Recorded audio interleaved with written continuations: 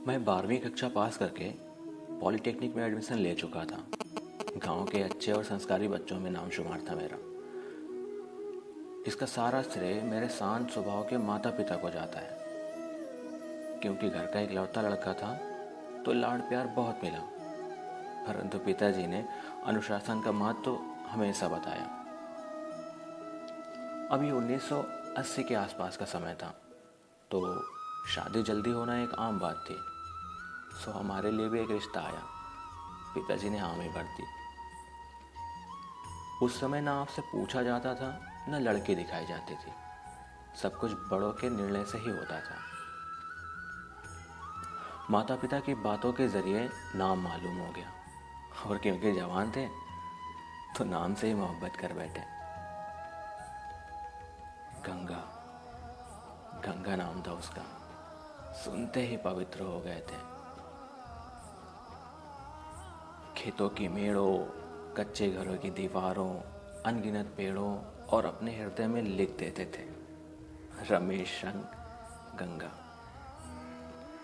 शादी और बाकी सब तरह के कार्यक्रम के लिए दिन निर्धारित हो चुके थे। फिर एक दिन मैं बस क्लास करके लौटा ही था कि उस दिन माताजी ने रोते हुए कहा, बहुरिया के हाथ कट गए। हम स्तब्ध, कुछ न समझ आने की स्थिति में सारी लाज शर्म किनारे करके पिताजी से दबी आवाज में पूछ बैठे, क्या हुआ वो लड़की के हाथ में? और उन्होंने सारी बात बताई कि चारा काटने वाली मशीन से एक हाथ कट गया, और साथ ही ये भी बोल गए कि शादी के लिए मना कर देंगे। उनकी बातें सुनकर मैं खेतों की तरफ जाकर बैठ गया और रोने लगा। बस दिमाग में यही आता कि कितना दर्द हुआ होगा, और उस दर्द के बारे में सोचकर अपना ही हाथ पकड़ लेता, जैसे मेरा ही एक हाथ कट गया हो।